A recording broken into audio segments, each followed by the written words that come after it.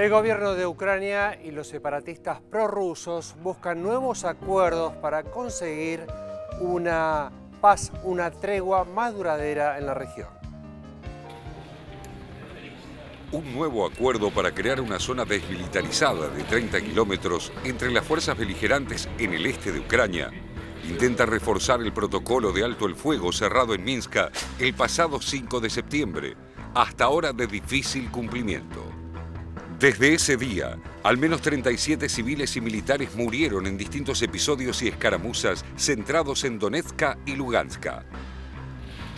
El nuevo acuerdo cerrado entre el gobierno central ucraniano, los separatistas prorrusos y la Organización para la Seguridad y la Cooperación en Europa prevé que las partes en conflicto retiren a 15 kilómetros su armamento pesado, formando así una franja de seguridad de 30 kilómetros, además de avanzar en el intercambio de prisioneros.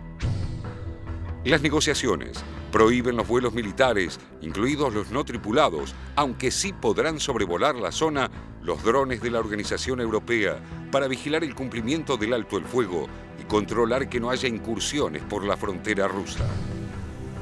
Según los registros de la ONU, en casi 6 meses, el conflicto armado en Ucrania causó ya 3.543 muertos, incluidos las víctimas fatales que dejó la caída del vuelo MH17 de Malaysia Airlines el pasado 17 de julio. Alrededor de 700 soldados ucranianos continúan prisioneros en manos de los rebeldes, mientras que otros 1.200 ya fueron puestos en libertad. A pesar de los avances en el proceso de paz, la posibilidad de acuerdos en el terreno político está cada vez más distante. Полное прекращение огня, отвод техники, отвод войск и так далее. Я надеюсь, что это будет получено в скором времени, но конкретные сроки назвать не могу. Там очень много нюансов и военных проблем, которые были обговорены в ППХ, и из политических соображений на некоторые из них прикрыли глаза. Los separatistas que controlan cerca del 30% del territorio de las provincias de Donetsk y Lugansk, autoproclamadas como repúblicas populares, convocaron a sus propias elecciones regionales para el próximo 2 de noviembre, desistiendo de participar de los comicios legislativos convocados por el gobierno central ucraniano para el 26 de octubre. El objetivo de los insurgentes es reafirmar su afán independentista luego de que una ley aprobada por el Parlamento ucraniano otorgara un estatus autonómico temporal a los territorios controlados por los separatistas, convocando elecciones regionales para el 7 de diciembre. Будь-які інші вибори, призначені самопроголошеними терористичними організаціями, з визначеними датами, які не будуть відповідати українському законодавству, без спостерігачів, з порушенням виборчих прав українських громадян, не буде визнаний ні Україною, ні всім світом, і, я сподіваюся, ні Росією. La legislación impulsada por el presidente Petro Poroshenko les ofrece además 3 años de autogobierno, una amnistía y el libre uso en sus territorios de la lengua rusa. Moscú, gran aliado de los separatistas, apoya esta ley, pese a que el Kremlin siempre defendió la concesión de mayores competencias políticas, económicas y lingüísticas para las zonas ruso-hablantes del este de Ucrania, mientras que la autonomía que ofrece Kiev es limitada y temporal.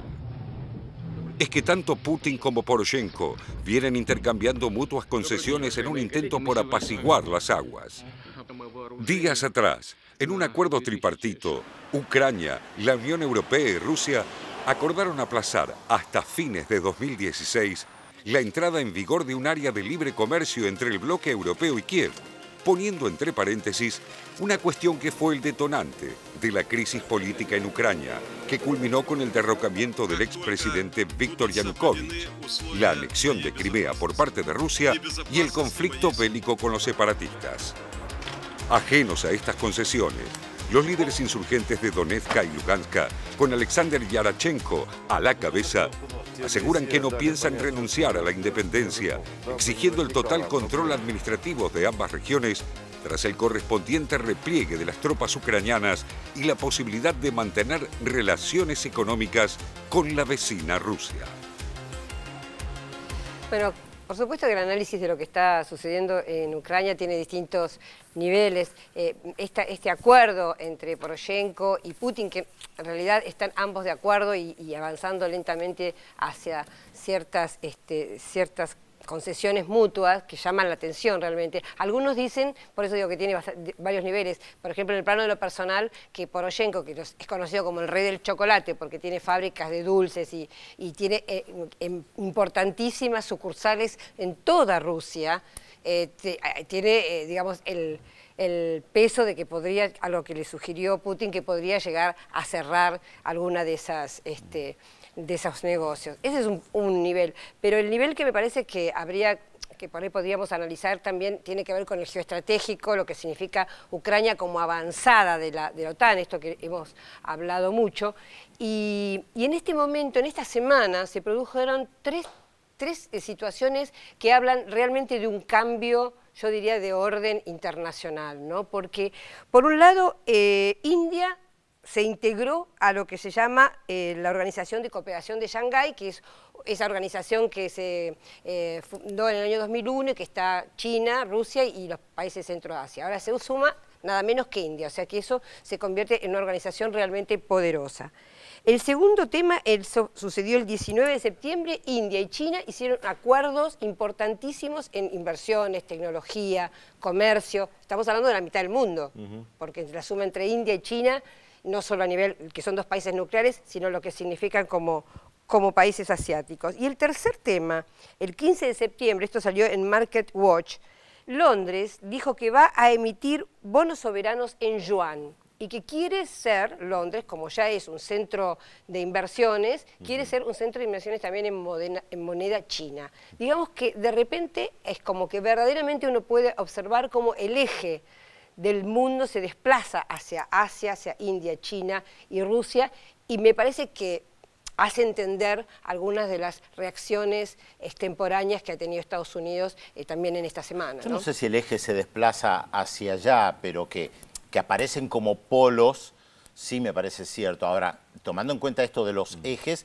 Ucrania, o por lo menos el presidente de Ucrania, ha planteado que el gran plan es Ucrania 2020, el ingreso a la Unión Europea. O sea, moviéndose para ese eje. Ahora, justamente están negociando ahora también, yo no sé si tanto el grifo del chocolate, pero sí el grifo del gas. Se viene el invierno. Alemania. Exactamente, se viene el invierno y el tema del gas y en Ucrania y el paso por Ucrania es importante. No, yo decía lo del desplazamiento, porque hay otra cosa significativa que me parece en el análisis, esto que hablo de un desplazamiento del eje, por supuesto no ya, digo, que hay como una tendencia cada vez mayor, y es el hecho de que en Naciones Unidas, volviendo al tema de Obama y volviendo al tema de Dilma, de la presidenta Cristina Fernández de Kirchner, de Maduro, que desobedecen en el mismo Estados Unidos, en la misma asamblea, desobedecen el lineamiento que marca Obama, o sea que su patio trasero, como ya venía diciendo, desobedezca en el mismo lugar de la Asamblea de Naciones Unidas, la dirección que está indicando me parece que también habla de una pérdida de... ¿En qué sentido desobedecen? En el sentido de que no se alinearon, sí, tenemos que bombardear al Estado Islámico porque son los malos. Pero bombardean igual. No, que nuestros países, lo de UNASUR y América del Sur, no se alinean en la agenda y el discurso. No, eso, claro. No es para no es para evitar el bombardeo. Claro, no hay todavía una fuerza que hoy lo impida. Digo que es un signo de debilidad de Estados Unidos el hecho de que su propio patio trasero no se alinee, no haya un matrimonio, como decía el ex canciller Di Tella, las relaciones carnales, no haya relaciones carnales, no haya alineamiento automático, sino todo lo contrario, plantear un discurso que es directamente un cuestionador. Yo no sé, tengo mis dudas porque en el 2003 cuando Estados Unidos invadió Irak, también creo que eran México y Chile, que en el Consejo de Seguridad de Naciones Unidas ampliado, se opusieron. O sea, que hay oposición. Yo creo que eso fue el principio de este ciclo que estamos viendo, justamente eso fue muy valioso, y fue el principio de este ciclo que estamos viendo, es mi lectura, por supuesto. Sí, claro.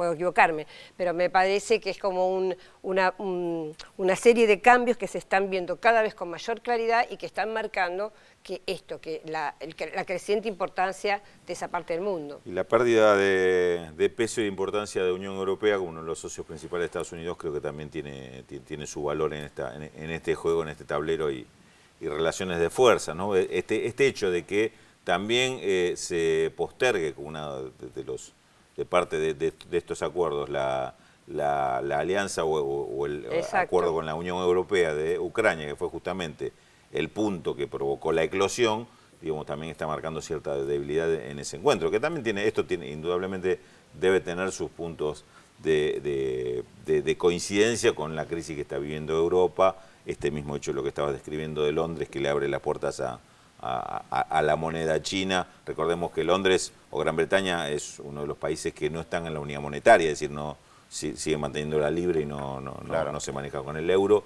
Son distintos flancos que se van abriendo y que justamente en este momento a la potencia que maneja el dólar no le debe resultar muy simpático, más allá de que Gran Bretaña lo que intenta es un intento de captación por supuesto, de recursos. Al enemigo mejor tenerlo más controlado que tenerlo... Digo, si tiene que elegir centro financiero, que sea este y no otro, pero evidentemente tampoco eso es gratuito. Digamos. Ahora estamos hablando como tres niveles diferentes que se entrecruzan de manera permanente. Uno, el económico, a ver si se pueden formar bloques económicos, BRICS, bancos, cuestionando el Fondo Monetario Internacional, el tema de los fondos buitres, o lo que esto implica el mercado de capitales o los capitales especulativos. El otro, el político. ¿Qué países tienen capacidad de enfrentarse, por ejemplo, en la Asamblea General, al presidente de la primera potencia mundial y decirle no estamos de acuerdo con lo que están haciendo? Y el otro vendría a ser el militar, que ahí ya es muy difícil evitar, que está ligado con lo político también, que Estados Unidos, Francia o el Reino Unido intervengan porque tienen la capacidad militar como para hacerlo y además nadie quiere una guerra con ellos, está claro. Sí, pero esa es justamente para mí una seña de debilidad, que prácticamente la única ficha que les queda es la ficha militar. No sé si es la única ficha. La debilidad está en el hecho de que aparece un Estado Islámico que no es fácil derrotarlo ni es una victoria segura lo que acaba de encarar Estados Unidos. Digo, la debilidad de que no tiene, que la mayor potencia bélica no tenga toda la ficha ganada de antemano con una invasión, ¿no? Bueno, hay que ver cómo sigue este ciclo que decía Telma que se abrió en el 2003, tal vez dentro de 10 años, otra vez acá en Visión City Internacional lo podremos analizar. Diciendo no era así. No era así, era diferente. Bueno, vamos. Es posible. Félix, ¿tenemos mensajes? Él no se equivoca. Sí, claro, sí, me equivoco mucho, Pedro, mire. ¿Qué quiere que le diga? ¿Cómo anda, Pedro? ¿Bien? Muchos mensajes para usted, para Telma y para Rulo, que obviamente los vamos a ir leyendo en el transcurso del programa. Tenemos un poquito más de media hora todavía de programa, hasta las 13:45 estamos con Visión City Internacional. Se comunicó Leonardo de Córdoba, vio que me equivoco, Pedro. Acierta con la incógnita. Y Graciela de José León Suárez nos felicita por el programa. Ya acertó con la incógnita, ¿vio? Pero no todos, claro. Por eso mismo le vamos a dar más datos de la incógnita y de nuestro personaje, o por lo menos queremos que nos digan de quién se trata. Atención, aquí está, nueva incógnita, nuevo dato. Este señor, desde muy joven, se vio motivado por las artes y estudió música, pintura y escultura. ¿Quién es? Allí está la fotografía. 0800 444 1777 4535 0709. Recuerden, red social Facebook Yo Veo Visión 7 Internacional, la manera de comunicarse con nosotros. Nuevo corte rapidito, le contamos los temas que vamos a desarrollar en el próximo bloque. Una mirada sobre Latinoamérica. En nuestros estudios, Ramón Torres Galarza, embajador itinerante para asuntos estratégicos de Ecuador, analiza la actualidad regional. Además, Francia no crece. Mientras transita su segundo trimestre consecutivo de estancamiento, la Unión Europea recomienda más medidas de ajuste en su economía. Se lo contamos luego de la pausa, como siempre, aquí en Visión 7 Internacional.